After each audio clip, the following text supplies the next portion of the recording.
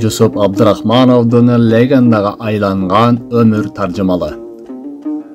Көлдөгү айтылуу жетакенин бири Садыраке ажылыкка аттанып калат дейт.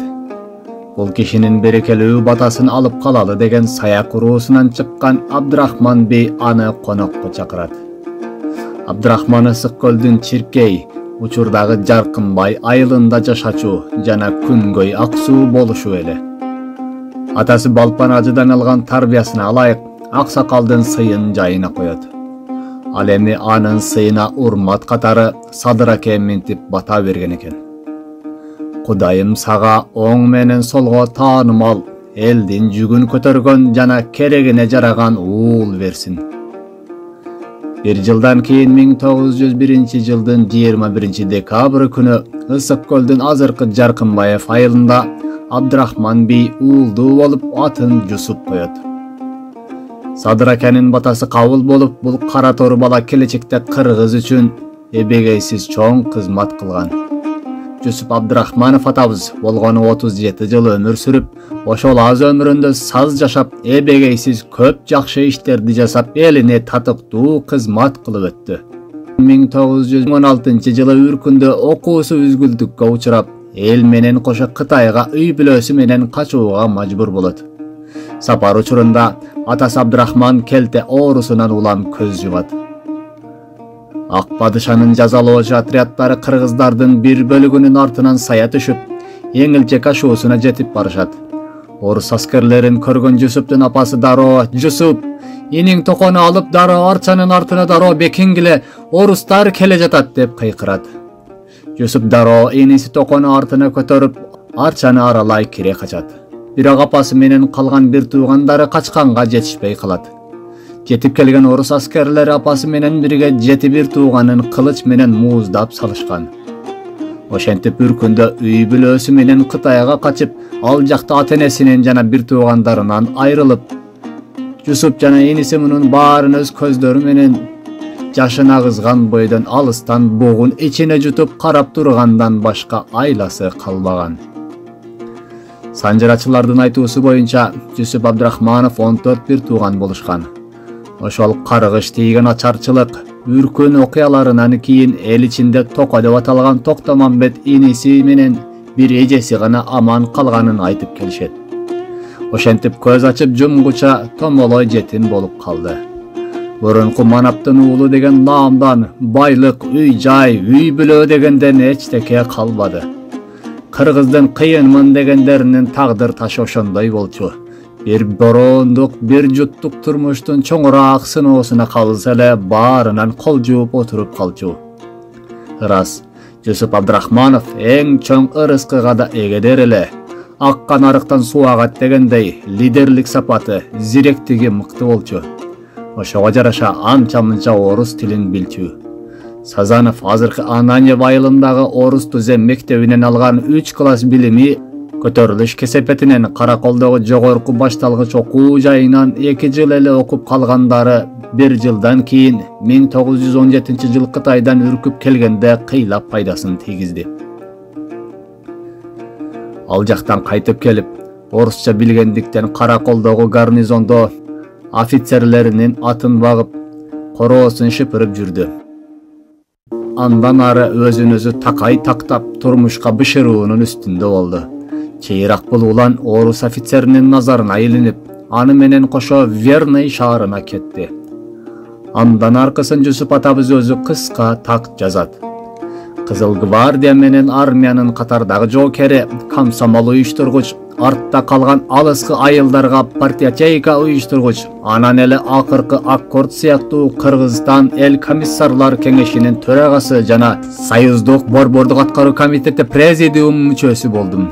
Ушунун баарына күрөш менен, оңбогондой оор, жапжалгыз тытынган күрөш менен жеттим деп жазган күндөлүгүндө. Армияда кызмат өтөп жүргөндө ал аз жерден аскер мансабын кууп кете жаздады. 18 жашындагы бул жоокерди командирлер курсуна жиберишти. Бирок ооруп калганына байланыштуу аскер кызматынан таптакыр бошонууга туура келди.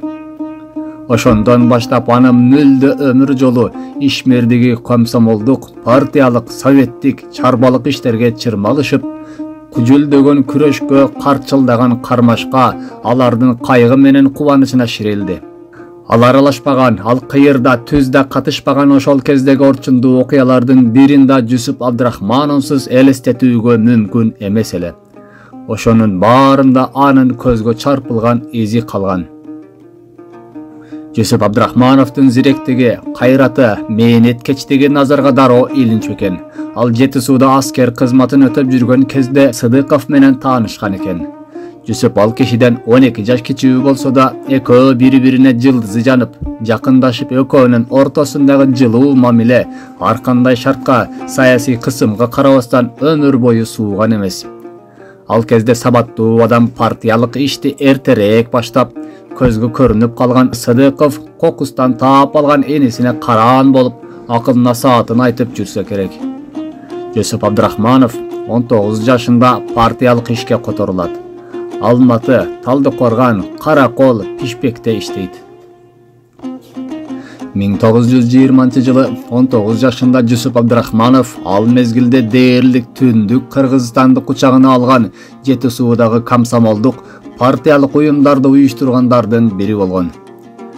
Россия коммунисттик жаштар союзунун Түркстан бюросунун президиум мүчөлүгүнө шайланган.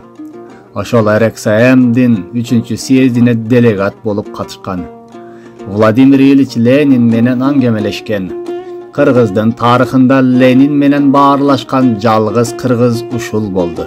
Демек Ленинге кыргыз жери менен эли тууралуу айтып берген алгачкы жана акыркы адам. Дал ошол жолугушуу кыргыз элинин тагдырында бурулуш окуя болгон. Себеби ошол күндөн баштап жаш комсомол Жусуп Абдрахманов кыргыз мамлекетин курууну ойлонуп, изденип, аракеттенип ошол максат менен жашай баштаган. Кийинчерээк 1927-жылы партиянын Кыргыз областтык комитетинин 6-чы пленумунда мамлекеттик аппаратты жергиликтештирүү маселеси каралат. Ошол пленумда Ленин менен аңгемелешкенин Жусуп Абдрахманов төмөнкүдөй эскерген. Съездин чечими боюнча мен президиумга шайланып калдым. Докладты аяктап танаписке чыккан кезде Владимир Ильич күтүлбөгөн жерден мага кайрылып калды. Кайдан келгенимди сурады. Жооп бердим, бирок чынын айтайын, сөзүм оозуман түшүп калды, толкунданып. Ал кезде Лениндин эмгектерин окуй элек болчумун. Суроолорунун бири мындай болду. Силерде орус калкы канча пайыз? 5 чамалуу дедим. Калгандары кимдер? Казактар менен кыргыздар. Сабаттуулар канча пайыз? 2%га жакын. Калгандары эмне, сабатсызбы? Аппарат, советтик аппарат кайсы тилде иштейт? Орус тилинде деп жооп бердим. Мен ойлопмун, арыйна орус тилинде иштейт да, аппарат кайдагы бир жергиликтүү тилде иштеши мүмкүн эмес да. Муну уккан соң Владимир Ильичтин өңү өзгөрө түштү да мындай деди. Жолдоштор, силер социалисттик революциянын алдында кылмыш кылып жатасыңар. Калктын көпчүлүгү түшүнбөгөн бөтөн тилде жүргүзгөн аппарат көпчүлүк элдин зарына көңүл буруп, аларды чече албаган, андай аппарат масса менен байланышта боло албайт. Ошондуктан силердин милдетиңер окугула, үйрөнгүлө, эч кечиктирбей силерди советтик аппарат көпчүлүк элге өз боорунан бүткөндөй жакын болуп иштегенде үйрөнгүлө деди. А жергиликтүү тилди билүү адамдын кызматында жогорулаш үчүн кажет болсо, же анын алган айлыгына кошумча премия кошулуп, аны кызыктырса, ошондо үйрөнөт. Калгандар үйрөнүүгө аракет деле кылбайт. Советтик аппаратты жергиликтештирүү саясаты башталганда тил билгендерге кошумча акча төлөнчү экен. Ошол кезде окуй башташкан. Кийин ал кошумча айлыкты алып салары менен кыргыз тилин үйрөнгөндөр кескин азайган. Бул да тажрыйба. 1924-жылы Түркстан АССРынын өкмөтү Борбордук аткаруу комитетинин президиумунун мүчөсү, анын секретары болуп шайланат. Ошол мезгилде Орто Азия калктарынын тагдырында чоң роль ойногон чек ара тактоо, мамлекет түптөө иштеринде ал кишинин өтөгөн кызматы баа жеткис. Ошол эле жылы ал партиялык кызматкерлердин ысырапкерчилигине каршы чыгып, ашкере ысырапкерчиликке каршы күрөш жарыялаган. элдин мүлкүн үнөмдүү пайдалануу боюнча токтом чыгарган. Пайдасыз иш сапарларды жана мамлекеттик эсебинен телефон аркылуу чалуулардын санын кыскартып, өз кызыкчылыгы үчүн мамлекеттин атын минүүгө тыюу салган. Элдин эсебинен батир алуу, жылыткыч алууга да караманча каршы турган. Бул маселелерди жалпы Түркистан аймагынын деңгээлинде көтөрүп, кээ бир ушунпайлардын кыжырын кайнаткан. Ошол эле 1924-жылдын 14 октябрында Кара Кыргыз автономиялуу областын түзүү каралып, Кыргыз элинин улуттук мамлекеттүүлүгү түптөлүүнүн алгачкы кадамдары болгон. Аны менен катар эле Кыргыз элинин азыркы географиялык картасы бөлүнгөн.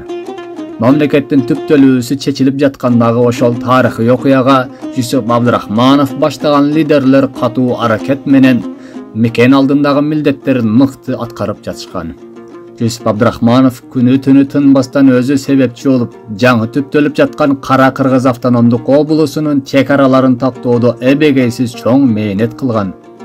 Ошондой эле түштүк менен түндүк кыргыздарды бөлүп, башка республикалардын катарына киргизүүгө кескин түрдө каршы чыккан.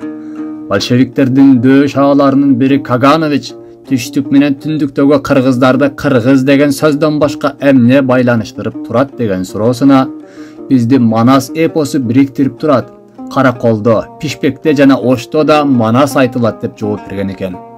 Мындан сырткары ал көптөгөн экономикалык, географиялык жана тарыхый далилдерди келтирип, келечектеги кыргыздардын жана кыргыз элинин бүтүндүгүн сактап калган. Бул аракетинде ал өзүнүн сабырдуулугун жана тайманбастыгын көрсөткөн. Көп узабай партиянын Кыргызстандагы областтык уюму түзүлө турган болгондо Фрунзеге жиберилип, Кыргыз обл партбюронун жооптуу экинчи секретары болуп дайындалат. Ал кездеги биринчи секретары болуп келген Михаил Каменский борбордун өкүлү болгонсуп, жергиликтүү кадрларды талдоодо өзүн билемге салгандыктан бу айтор экөөнүн мамилеси начар экен. Бир күнү көпчүлүктүн көзүнчө айтыша кеткенишет. Каменский саясий жарга такагысы келип, жолдош Абдрахманов, сиз Лениндик улут саясатын терең өздөштүрө элек экенсиз десе, Жүсүп Абдрахманов дароо жооп берген экен. Мен Лениндин саясатын сизге окшоп китептен окубастан, көсөмдүн өз оозунан укканмын. Сиздеги Ленин менен сүйлөштүңүз беле? А мен сүйлөшкөм. Демек кимибиз Ленинди дурус билебиз. Каменский үндөй албай отуруп калган дешет. Бирок Москва тараптан жиберилген биринчи секретарь Михаил Каменский менен көп маселе, айрыкча кадрлар саясаты боюнча пикирлери келишпегендиктен, Каменскийдин аны жамандаган арыз даттануусуна карабай, Жүсүп Абдрахмановду РКПБКнын Ташкенттеги Орто Азия бюросунун уюштуруу бөлүм башчысынын орун басары 4 айдан кийин Москвага БКнын инструктору кызматына которушат. Бул кызматтар анын Орто Азия, бүткүл эле Советтер Союзундагы саясий, чарбалык абалды терең түшүнүүгө чоң өбөлгө болгон. Владимир Ильич Ленин көз жумгандан кийин Сталин күчүнө келип, партиянын борбордук комитетин жеке куралына айланта баштаган кез эле. Өзүнө каршыларды акырындан саясаттан четтетип, кээ бирлерин жогото баштаган. Теориялык жактан сабаты тайыз, бирок жергиликтүү партия уюмдарын башкарган активге таянып, акыры Сталин өз линиясын таңуулап жеңип чыккан. Жекеменчик кулактар, ал эмес оокаттарына бышык орто дыйкандар жоготулуп, же башка жерлерге сүргүнгө айдалып, каалаганына каалабагына карабастан колхоздоштуруу башталган. Терең ойлонулбаган бул экспромттун түбү жакшы болгон жок. Ал улуттук трагедияга айланып, күнү кымбатка турду. Анын кесепети Кыргызстанга да тийди. 1925-жылы Москвага чакырылып, уюштуруу бөлүмүнүн башчысынын орун басары катчы жана башка бир нече жооптуу кызматтарда иштеген. Ошол 1925-жылы августта борбордук комитет аппаратында 1 жылга жетпеген мөөнөттө инструктор болуп иштеп келет. 24 жашар жигит кези. Лениндин өлгөнүнө 1 жыл, Сталиндин генсек болуп иштегенине 3 жыл толгон кези. Мезгил да өзгөчө. Бирок Сталин али бийликти толук колуна ала элек. Лениндин көзү тирүү кезинде Сталинге берген мүнөздөмөсү аппаратта иштегендердин эсинде. Сталин слишком груб, и этот недостаток вполне терпимый в среде и в общениях между нами, коммунистами, становится нетерпимым в должности генсека.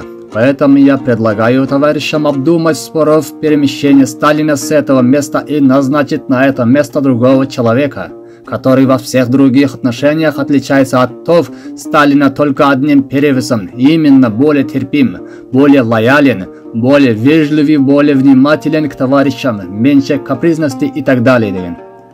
Ал кезде аппараттын саны да чакан болгондуктан партиялык чогулуштарга генсек да катышчу экен. Бирок эки жолу кечигип келиптир. Үчүнчү жолу партиялык тартип жөнүндө сөз болуп, Жусуп да чыгып мынтип сүйлөйт. Партиялык тартип коммунисттердин бардыгына бирдей болушу керек. Жолдош Сталин, сиз өзүңүз чогулушка кечигип келип жүрсөңүз, башкалардан тартипти талап кылуу кыйын болуп калат дегенде, Сталин мындай сөздү эч кимден күтпөгөн болсо керек. Бир аз унчукпай туруп анан айткан экен.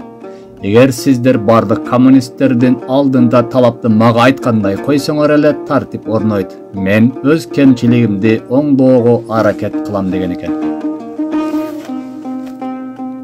1925-жылдын 30-май күнү 2 айлык мөөнөткө Иран мамлекетине жөнөтүлүп, элчинин вазифасын аткарган. Бул архивдик документтер Жусуп Абдрахмановдун кыргыз дипломатиясынын саппашында тургандыгын далилдеп турат. 1926-жылы Пишпекке кайтып келип, Абдыкадыр Орозбековдун орун басары болуп иштей баштайт жана ошол эле жылы Кыргыз автономиялык облусу Кыргыз автономиялык республикасына айланган. Жусуп атабыз 4 союздук республиканын учурдагы чек арасын тактаган комиссиянын мүчөсү катары Кыргызстанды түрө кыдырып, ар бир чарчы метр үчүн үстөл үстүндө казак, өзбек жана тажик төбөлдөрү менен талашкан. Мисалы Андияндын көпчүлүгү кыргыздар экендигин айтып, жана аны бизге бергиле десе, казак боордоштор Ташкент аймагында казактар көп экендигин жүйө катары келтиришкен. Бирок Андиян менен Ташкенттин айланасында казак жана кыргыздар көп болгону менен, шаардын негизги жашоочулары өзбек туугандар экендиги эске алынып, ал жерлер Өзбек ССРинин курамында калган. Учурдагы Араван, Кара суу, Баткен, Өзгөн, Сузак, Аксы, Чүй, Көл жана Талас аймагындагы жерлердин Кыргызстанга таандык экендигинде Жусуп Абдрахмановдун ат көтөргүс мээнети бар. Чек ара иштерин тактоо менен гана тим болбостон, башка иштерде да күжүрмөндүк көрсөткөн, анын өтө тырышчаак жана мээнеткеч экендиги, кайсыл ишти баштабасын майына чыгара аткаргандыгы учурдагы тарыхчыларды таң калтырып келет. Жада калса 1923-жылы Жусуп атабыз прокурордун жардамчысы да болуп эмгектенгендиги, анын ар тараптуу инсан болгондугун далилдеп турат. Бирок Жусуп Абдрахманов Кыргыз Республикасы союздук республикалар менен тең ата бир мамлекетке айлануусун каалаган. Анын бул эңсөөсү 10 жылдан кийин 1936-жылы Жусуп Абдрахманов Оренбургда сүргүндө жүргөн мезгилде гана ишке ашкан эле. Эгерде ошондо өз мамлекеттүүлүгүбүзгө ээ болбогондо, анда бүгүн балким кыргыздар, каракалпактар сымал Казакстан же Өзбекстандын курамында калып кетүүбүз да мүмкүн эле. 1927-жылдын март айында болгону 26 жашында Жусуп Абдрахмановго туңгуч кыргыз өкмөтүнүн башчысы милдети жүктөлгөн. Жана ошондой эле Кыргыз ССРинин эл комиссарлар кеңешинин төрагасы болуп дайындалат. Аталган кызматта мамлекеттик түзүлүштөн пайдалануу курууну өзү жетектеген. Бул кызматта 6 жыл иштеп, көптөгөн жылдар бою курулуп, азыркы муундун энчисине өткөн мамлекеттик түзүлүштүн жаңылыгы жагынан, масштабы жагынан өнүрү болуп көрбөгөндөй пайдалануу курууну жетектеген. Кыргызстан аймактарына алгач түшкөн өнөр жай ишканаларды, транспорт, суу чарба курулуштары жана башка көптөгөн объектилер ушу кишинин түздөн-түз катыштыгы менен курулган же курула баштаган. Кыргыздын жаңы маданиятын жаңыртуу иштеринин башында да ушул киши турган. Жусуп Абдрахманов өкмөт башчылыкка келген алгачкы күндөн тарта сталиндик режимдин индустриализация жана таптык, башкача айтканда, адамдарды түрдүү класстарга бөлүп, алар менен күрөшүү саясатына каршы болуп, бул усулду жактаган эмес. Жусуп Абдрахманов атындагы фонддун төрагасы Мирбек Усейбаев ошол доордогу бир окуяны мынтип баяндайт. Жусуп Абдрахманов кээ бир байманаптарды кулакка тартуудан сактап кала албаса дагы, бирок эскерүүлөргө ылайык бир нече молдолорду кулакка тартуудан сактап калууга жеке өзү киришкендиги маалым. Молдого тийбегиле, айылда молдо болбосо болбойт деген жайы бар дейт. Албетте Жусуп Абдрахманов кыйынчылыктарга карабастан бир топ ийгиликтерге да жетишкен. Жусуп атабыз көчмөн уруулардын отурукташуусуна салым кошуп, кол тийгиз дан фондун түптөгөн. Дал ошол фонддун эсебинен ачарчылык убагында элдин тамак-аш коопсуздугун камсыз кылган. Өкмөт башчы мезгилинде Ош шаарына аэродром, Чолпон Ата шаарына ипподром, 1928-жылы Фрунзе Токмок темир жолун демилгелеп, кийин балыкчыга чейин узартууну көздөгөн долбоорду ишке ашырган. Көптөгөн завод, фабрикаларды жана жумушчулар үчүн жатаканаларды салдырган. Чөмүш суу тосмосун, Ат башы каналын курдурган. Ош жана Жалал-Абад кантондорун бириктирген. Бишкекте эт комбинат, ал эми кантта кант заводун курууга жетишкен. Мындан сырткары көпчүлүккө маалым болгон Техтердин Интергелпо кооперативин түзгөн. Ал Кыргыз атчандар дивизионун түзүү менен биринчи Кыргыз армиясын түптөгөн. Ал учурда көпчүлүк башкарма жана инженердик кызматтарда орус жана жөөттөр, ал эми кыргыздар жалаң эле маданият, искусство жана мугалимчилик менен алектенип жатканына абдан тынчсызданган. Ошол эле 1928-жылы анын Кыргызстан деген аталыш менен өлкөнүн алгачкы тарых боюнча эмгеги жарык көргөн. Бул китебин Жусуп атабыз араб арбинде жазган. Буга кошумча 1916-жылкы көтөрүлүш деген эмгеги да жарыкка чыккан. Ал китебинде үркүндүн негизги себептерин иликтеген. Тарыхка өтө маани берчү. Кээ бир адамдарды убактылуу алдап коюу мүмкүн, бирок бүтүндөй бир коомду узак убакыт бою алдоо мүмкүн эмес деп айткан жери бар. Замандаштарынын айтымында чоң кызматта отурса да эч менсинбеген кичипейил сапаты бар эле. Ошол эле учурда киши баласы көзүнө тик карай албай турган курч назардуу жана таңдайынан чаң чыккан сөзгө чечен болчу. Зияш Бектеновдун эскерүүсүнө ылайык, кыштын суук күндөрүнүн биринде ал досу Касым Тыныстанов менен үйүндө маектешип отурган. Эшиктен иниси Токо кирип келет. Аны көрөр замат Жусуп чуркап барып, анын пальтосундагы карды күүп кага баштайт. Бул кичипейилдигине Токо абдан уялып, "Коюңузчу аба, өзүм эле кагам, сиз деген чоң жетекчи болсоңуз" деп буркутат. Анда Жусуп атабыз: "Анын эмнеси бар экен?" Токо: "Менин бул дүйнөдө сенден башка бир тууганым жок. Үстүңдү кагып койсам эмне, тактыдан түшүп калмак белем. Сен мага ата-энебизден калган аманатсың" деген экен. Жусуп атабыз чоң кызматта отурса да, бирок элдин мүлкүнө кол салбай, адал эмгек менен тапкан гана ырыскысын жеген инсан эле. Эл катары азыркы Бөкөнбаев жана Тыныстанов көчөлөрүнүн кесилишинде жайгашкан чакан үйдө жашаган. Ал эми 1929-жылы Жусуп Абдрахмановдун демилгеси менен Кыргыз АССРынын конституциясына кыргыз тили мамлекеттик тил катары бекитилген жана мамлекеттик кызматкерлер кыргыз тилин билүүгө тийиш болчу. Бирок кийинчерээк бул жобо Москвадан келген көрсөтмөгө ылайык жокко чыккан.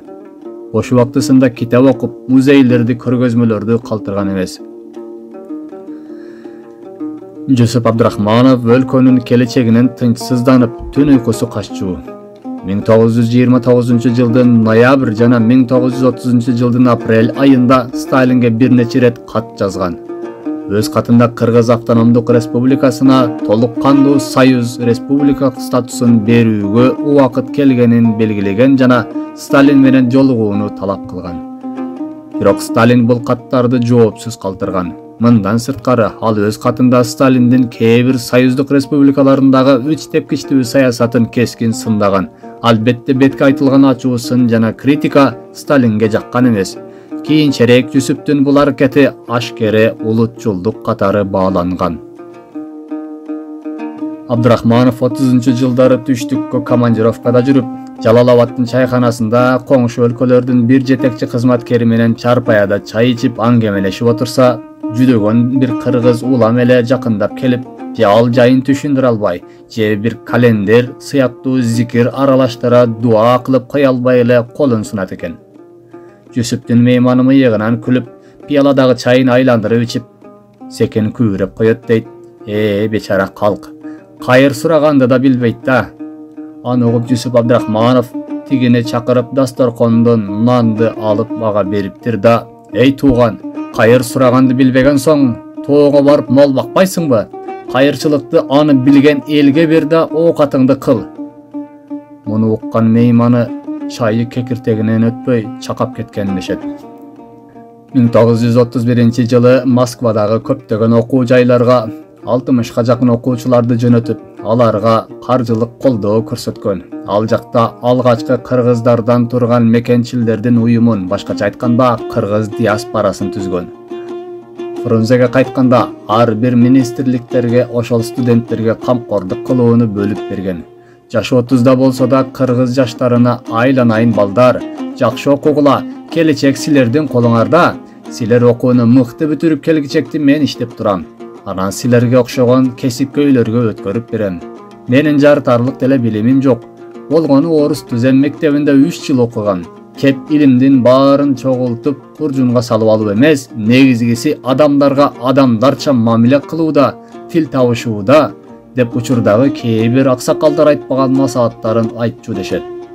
Жалгыз гана чарбачылык иштер менен алектенбестен, кыргыз тилинин келечеги үчүн да үлкөн иштерди аткарган.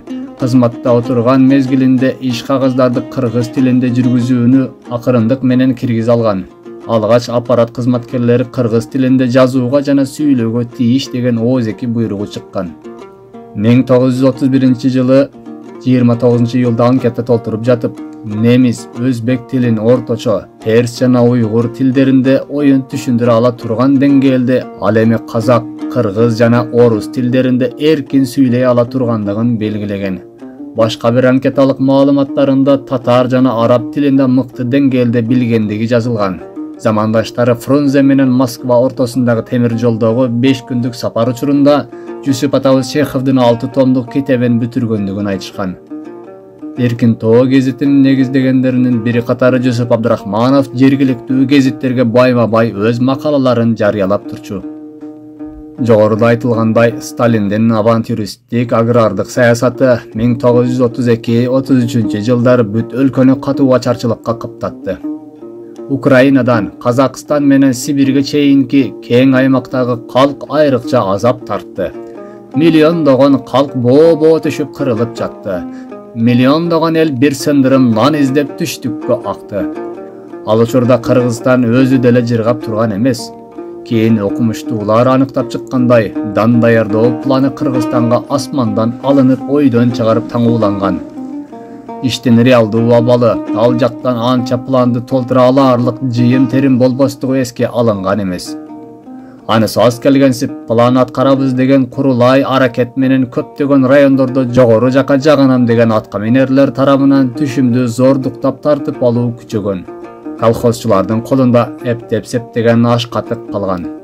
Айылдарда ачарчылык жышааны аралап, адамдар шишип көбө баштаган.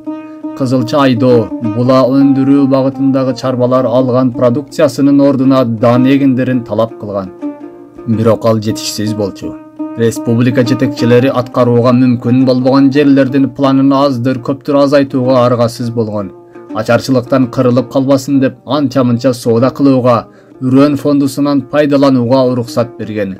Бул кийин ысырап кылуучулук катары бааланган. Жүсүп Абдрахманов ушул маселеге байланыштуу жазган түшүнүк катында дан даярдоо боюнча Кыргызстанга таңууланган план милдеттенмени аткарууга эч мүмкүн эместигин жазган.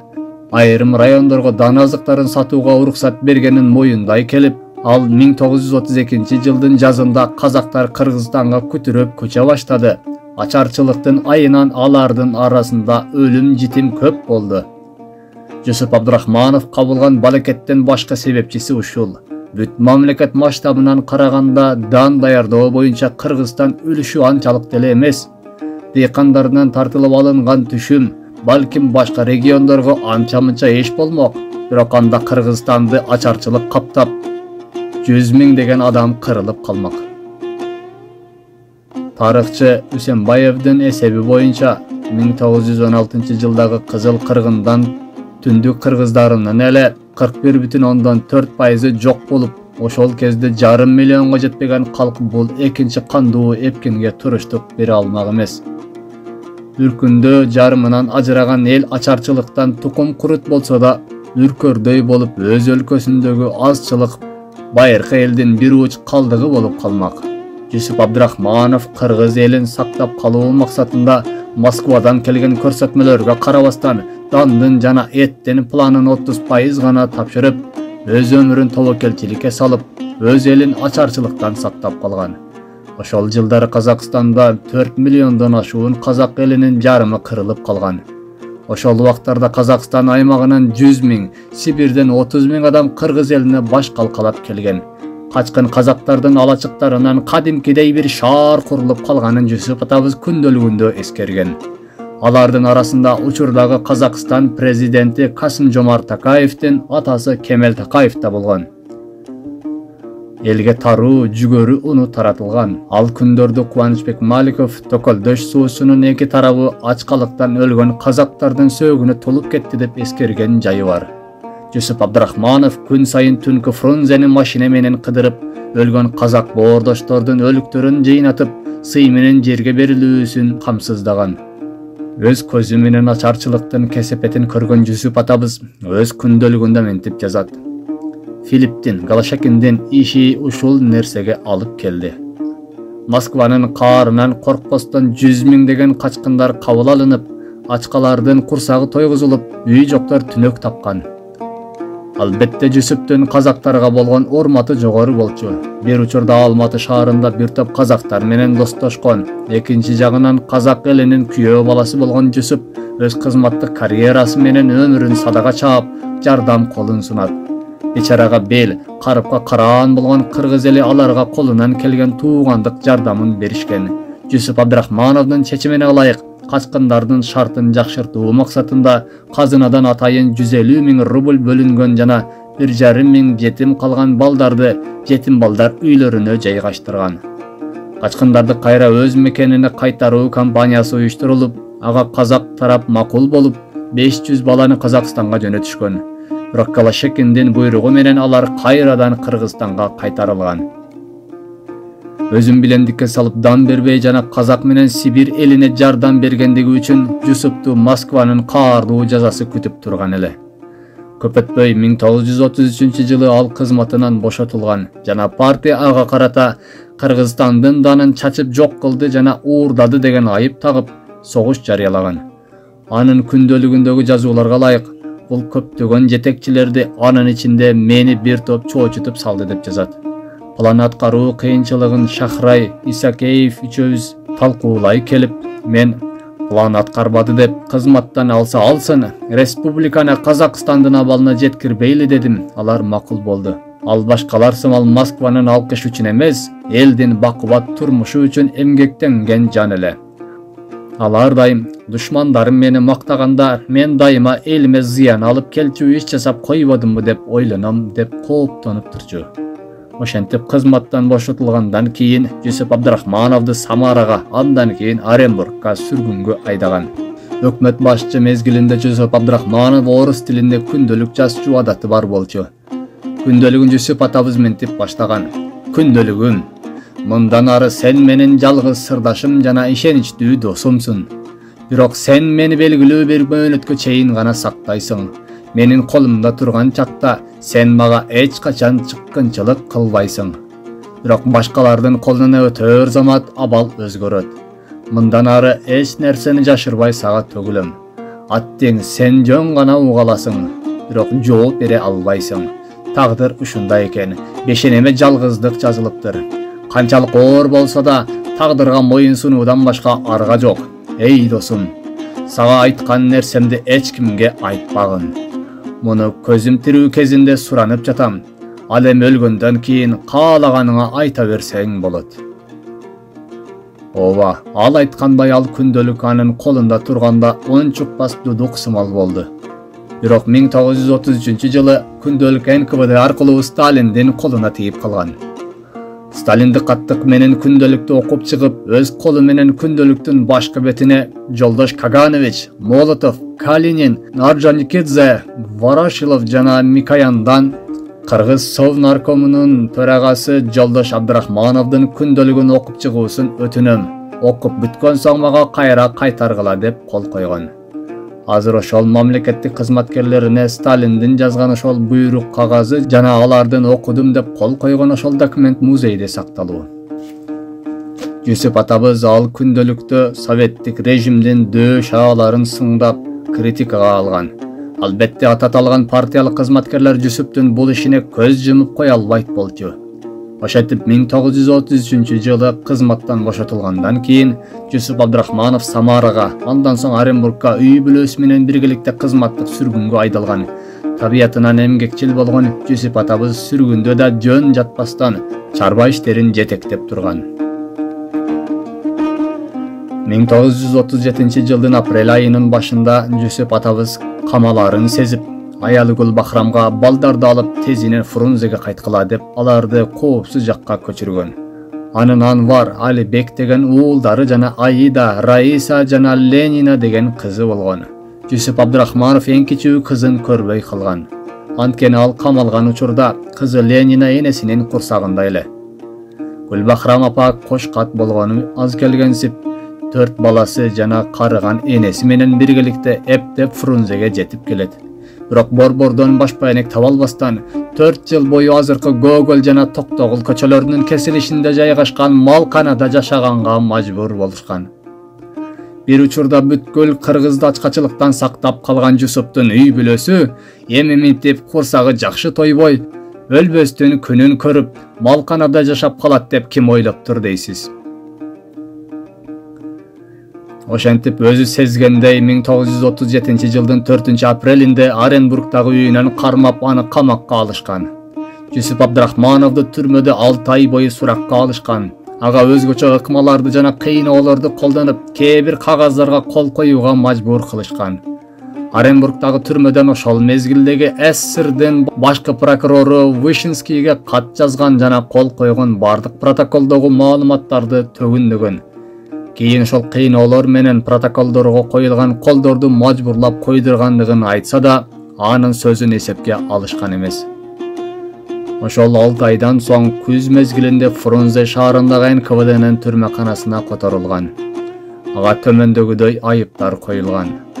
Оңчол троцкист уюму менен биргеликте Совет бийлигин кулатууга аракет жасаган жана Кыргызстанды СССРден бөлүп чыгууну көздөгөн. Англиянын колдоосу менен антисоветтик террордук диверсиялык ишмердүүлүк жүргүзгөн айып тагылган. Буга кошумча пантүркчүлөр менен байланышы бар жана Алаш Ордо партиясынын мүчөсү, Социал Туран партиясынын негиздөөчүсү деген айып тагылган. Кээ бирки маалыматтарга караганда, НКВДда Жүсүп менен биргеликте суракка алынган Бектурсуновдун айтуусу боюнча, Жүсүп Абдрахманов канчалык кыйноого алынбасын, максатташ жана пикирлеш бир да адамды саткан эмес. Эч кимди күнөөлөбөй, эч бир күнөөнү мойнуна албастан эч кимди каралаган да эмес. 1938-жылдын күз айларында Лаврентий Берия кезектеги атууга кете тургандардын тизмесин Сталинге алып келет. Сталин тизмени бир сыйра карап чыгып, Абдрахманов деген фамилияга келгенде колу менен көрсөтүп, муну эмнеге деп сурайт. Берия: Иосиф Виссарионович, бул Англиянын агенти жана антисоветтик пропаганда жасаган, ошондой эле күндөлүгү табылган да дейт. Сталин дароо 4 жыл мурун окуган күндөлүктү эстеп, ордунан турат. Берияга аркасын салган абалда бир топко ойлонуп, анан колун көтөрүп туруп шилтеп коет. Бул атууга кете берсин деген ишарат болчу. Кекчил Сталин Жүсүптүн күндөлүктөгү ага карата койгон дооматтарын жана ачуу сынын кечире алган эмес. Ошол жылы Фрунзе шаары НКВДнын сурак бөлмөсүндө 18 айдан бери коюлган дооматтарды эч мойнуна албай, өзү да ийилбестен ишеничтүү жүрдү дейт. Аны чөгөлөтүп, кайратын майтарыш үчүн ал жөнүндө жалган көрсөтмө беришкен Ибрай Тойчиев жана Баялы Исакеев менен беттештиришет. Бети башы кан жалаган Исакеевди көргөндө 1 стакан суу алып, анын мойнундагы канды жууганга жардам берип, жараатына компресс коюптур.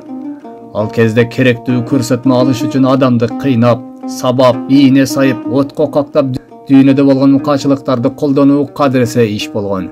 Бул кылыгы менен Жусуп Абдрахманов жеке таарынычтан жогору көтөрүлүп, мурдагы кызматташтарына эрдиктин, намыстын үлгүсүн көрсөткөн. Бирок өз оюндагыдай иш кылганы үчүн аны сакчылар көк ала кылып сабап салышыптыр. 5 ноябрда Жусуп Абдрахмановду суракка алып келишет. Абакта отургандыктан азып кеткен экен. Орус тергөөчү көнгөн адатынча папкесин ачып, баягы эле тажатма, ошол эле кезде кайталанма суроолорун бере баштайт. Түрмөдө жатса да сынбаган, көзүнүн от жанган айыпталуучу ар бир суроого ызырына жооп берип жатты. Тергөөчү акыры Англиянын шпиону экениңди, советтик түзүмгө каршы иштегениңди мойнуңа аласыңбы? Деп кыйкырып сурады. Бирок Канманастын урпагы акыйкат барбы, же аны да өлтүрдүңөрбү? Кезегинде кызматта олтуруп силердей шүмшүктөрдү байкабай калганыма өкүнөм дейт да дароо ордунан туруп, өзү олтурган олтуруучту алып дароо тергөөчүнүн башына чаап жиберген. Сырттагы сакчылар дароо ичкери кирип келип, айыпталуучу Жусуп Абдрахмановго мылтык такап атып салышыптыр. Мына ошентип Жусуп Абдрахманов атабыз көз жумду. Ошол учурда 4, 5, 6 ноябрь күндөрү Кыргызстандын чарбалык жана саясий, маданий жана илимий Кыргыздын каймагы болгон 137 адам атылган. Кылмышын жашыруу максатында НКВД кызматкерлери Жусуп Абдрахманов атабыздын жана өзү сыяктуу бейкүнөө кайрандардын сөөгү менен Чоң Таш айылынын четинде жайгашкан кыш чыгаруучу заводдун мешинин бир чуңкуруна түн жамынып ыргытып көмүп салышкан. Бул окуяга күбө болгон ДПУнун эс алуучу жайынын кароолчусу өлөр алдында өзүнүн кызы Бүбүра Кыдыралиевага алардын көмүлгөн жерин айтып берген. 53 жылдан кийин гана Бүбүра апанын көрсөтмөсү менен атылгандардын сөөктөрү табылып, азыркы Ата бейт комплексине жерге берилген. Эртеси 1991 жылдын 31 августунда Кыргызстан өзүнүн көз карандысыз эгемен республика экендигин жарыялаган. Каңыр иш 40 жылда билинет дейт Кыргызда. Ошондой да болду. Жарым кылымдан соң алардын атылып көмүлгөн жеринен сөөктөрү табылды. Алар Жусуп Абдрахмановду канчалык эл душманы, чыккынчы, басмачы деп жаманатты кылып, каралашса да бүгүн тарых барактарынан анын ким экендигин билип, кайрадан эл сый-урмат менен эскерип артынан рахмат дуаларын кылып жатышат. Эгемендүүлүктүн алгачкы жылдары Совет көчөсү бекеринин Абдрахманов деп өзгөртүлгөн эмес. Анткени бул эгемендүүлүк алгандан кийин Совет доорунун бүтүшү жана Жусуп атабыз түптөй баштаган эгемендүү Кыргыз мамлекеттүүлүгүнүн түзүлгөндүгүнүн белгиси болот. Аттиң, бирок көптөгөн улуу жана жаш муун өкүлдөрү дагы деле ал көчөнү Советский көчөсү деп атап келишүүдө. Кыргыз Республикасынын эгемендүүлүгүнүн 30 жылдыгына жана Жусуп Абдрахмановдун 120 жылдыгына карата президент Садыр Жапаровдун буйругу менен Жусуп Абдрахмановго Кыргыз Республикасынын баатыры наамы ыйгарылды. Ушул жылдан тартып ар бир мамлекеттик мекемеде улам алмашкан президенттердин сүрөтү эмес, Жусуп Абдрахманов жана Исхак Разаковдордун сүрөтү илине баштады. Албетте бул жакшы саамалык. Кийинчерээк Жусуп Абдрахмановдун балдарын мектепке албай койгондо, Аида аттуу кызын шаардын четиндеги бир мектепке бир өзбек жигити жашыруун окууга алганы маалым. Бирок кийин жогорку окуу жайга өтүүгө тоскоолдук кылышкан. Уулдары Алибек жана Анвар дүйнөлүк согушка аттанып, Алибек гана кайтып келген. Бирок ал да жаракатынан улам көп өтпөй көз жумган. Жусупка болгон зулумдук ошону менен эле чектелбестен, энеси Токо жана кайнагасы да камакка алынган. Агасынын көлөкөсүндө байкалбаган Токо да өз кезегинде чыгаан залкарлардын бири болгон. Тагдырдын жазмышына ылайык, ал да агасы менен бир күндө атылып кеткен. 1968 жылы Компартиянын борбордук комитети Жусуп Абдрахмановду реабилитация кылган. Ал эми 1988 жылы Абсамат Масалиевдин буйругуна ылайык толугу менен акталган. Жусуп атабыздын кенже кызы Ленина тамчы тамган эски тамда жашап, өмүр бою заводдо оор жумушта иштеп өмүр кечирген. Ömrünün ayağına çeyin 3000 сомдук пенсияга жашаган. Кийин 2017-жылы каза болгон. Канчалык кыйынчылык көрсө да атасынын мээнетин ортого коюп, мамлекеттен эч нерсе талап кылбаган. Ленин апа, биз жашообузда көп кыйынчылык көрдүк. Бул карылыкка да чыдайбыз. Бирок учурдагы атка минерлер өз карылыгы жөнүндө ойлонуп койсун деген сөздү көп айтчу дешет. Сөзүбүздүн аягын Жүсүп атабыздын күндөлүгүндөгү бул саптар менен аяктайбыз. Бүгүн ипподромго бардым. Ат чапкан учурумда кыргыз насилим ойгонду. Элиме болгон сүйүүм жүрөгүмдү дагы козгоду. Ал сүйүүмдү калкыма кылган кызматым менен аткарышым керек. Бул ой менин өмүрүмдүн акырына чейин коштойт окшойт. Ак эмгегимди ата мекенге арноону чечтим. Тагдыр жолум татаал болгону менен Кыргызстандын эгемендүүлүгү, эркиндиги жөнүндө айткандарымды түшүнгөндөр аз, түшүнбөгөн түркөйлөр көп болду. Канжыгага башымды байлаган каар заманда Кыргызстандын башкалардын катарында багымсыз болоорун эңсеген тилегим эртең ишке ашарына ишенем. Эркин элдин эртеңи болот. Өз элиңдин эркиндигине кызмат кыл. Мен чапкан жолдун сапарын улантаар сенсиң урпагым. Ала тоону, аны байырлаган байыркы кыргызымды, бүгүнкү Кыргызстанымды сактагыла.